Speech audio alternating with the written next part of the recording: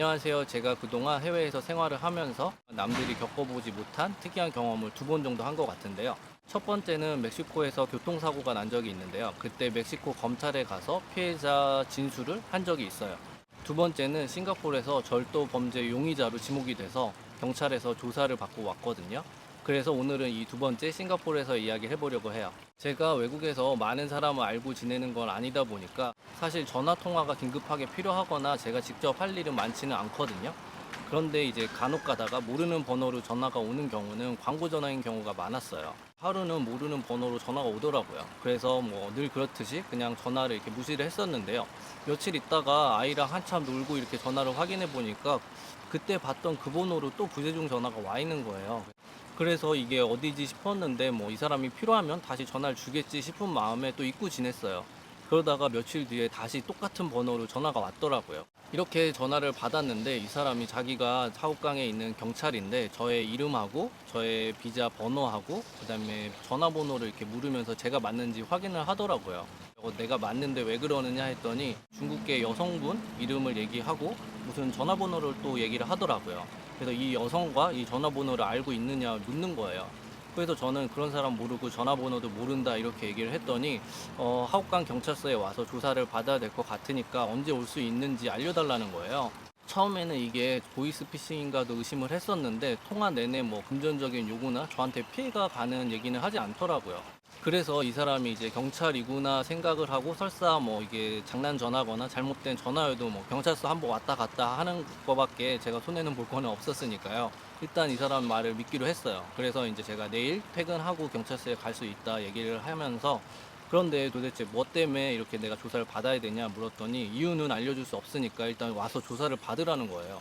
그렇게 이제 언격결에 전화를 끊고 나서 도대체 이게 무슨 일일까 막 생각을 해봤어요. 그래서 그동안 내가 잘못한 게 있는지 아니면 혹시라도 제 전화번호에 이 여성분의 이름이나 전화번호가 있는지 찾아봤는데 뭐 제가 전혀 모르는 번호랑 이름이더라고요.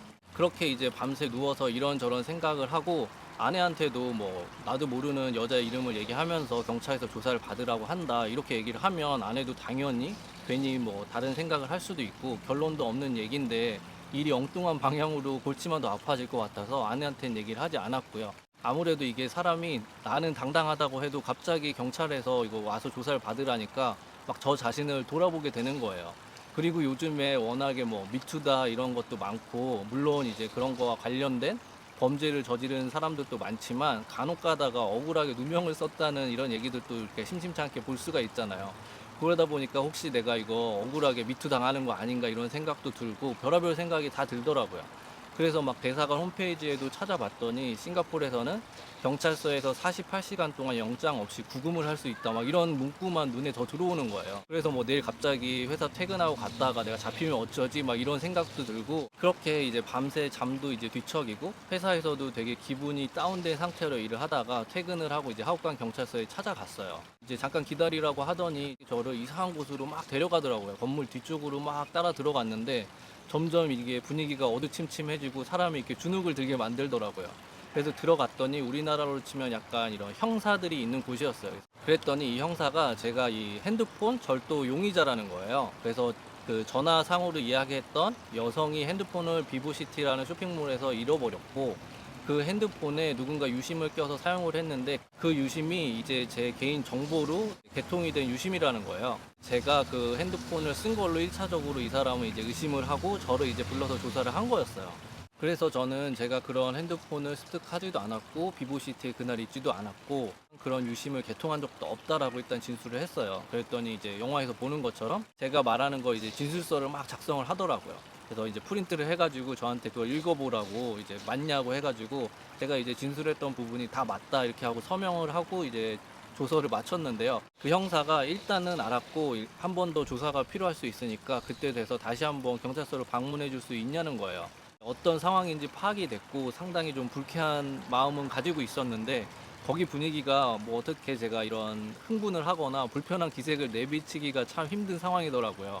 그래가지고 뭐 공손하게 물론 다시 올 수 있다 이렇게 얘기는 했는데 저희 집이나 회사에서 하옥강까지 거리도 있고 그날도 택시를 타고 갔었는데 조사 받으러 온다고 택시비를 주는 것도 아닌데 막 속으로는 이제 그런 얘기를 하고 싶은데 공손하게 다시 이제 조사를 받겠다고 했고요. 그 이후에 이제 집으로 돌아와서 아내에게 이런 일이 있었다라고 얘기도 하고 저 이름으로 개통된 유심이 있는지 없는지부터 알아보자 해가지고 다행히 저희 직원이 같이 통신사에 가서 그런 걸 다 확인을 했었고요. 그리고 나서 며칠 뒤에 다시 한번 경찰서에서 연락이 왔는데요. 저한테 뭐 비슷한 질문을 계속 하는 거예요.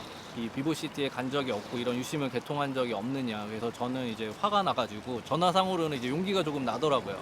그래가지고 나는 거기에 간 적도 없고 혹시 너 이 유심이 어디에서 개통됐는지 조사를 했느냐 그랬더니 카통이라는 이제 그쪽에서 개통이 됐다고 하더라고요. 근데 저는 지금까지 카통에 가본 적이 한 번도 없거든요.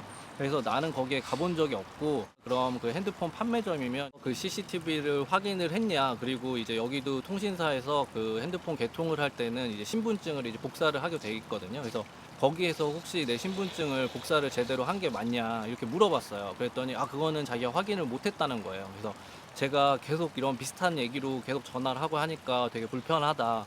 네가 CCTV랑 그 사본이 있는지부터 확인을 먼저 한 다음에 나한테 연락을 줘라 그렇게 얘기를 했어요. 그때는 갑자기 이게 얼굴 안 보니까 용기가 나더라고요. 이렇게 해서 일단 통화는 마무리가 됐는데요. 이제 뭐 더 조사할 사항이 있으면 자기가 다시 연락을 주겠다 이렇게 하더라고요. 그리고 나서는 뭐 연락이 없더라고요. 그래서 뭐 이렇게 흐지부지 마지막에는 끝나기는 했는데 가서 생각을 해보니까 별거 아닌 사건일 수도 있는데 여기서는 참 열심히 조사를 한다는 느낌을 받았었고요. 결국엔 이렇게 뭐 해프닝으로 끝났지만 싱가포르에 사는 한국 사람 중에 경찰서에 가서 조사를 받아본 경험이 있는 사람이 얼마나 있겠어요. 저만의 뭐 조금은 특별한 경험이라 이렇게 얘기를 해봤고요. 뭐 싱가포르에서는 핸드폰 하나도 경찰이 참 열심히 찾아준다 이런 이제 생각을 해봤습니다. 오늘도 영상 봐주셔서 감사하고 그럼 다음에 뵙겠습니다. 안녕히 계세요.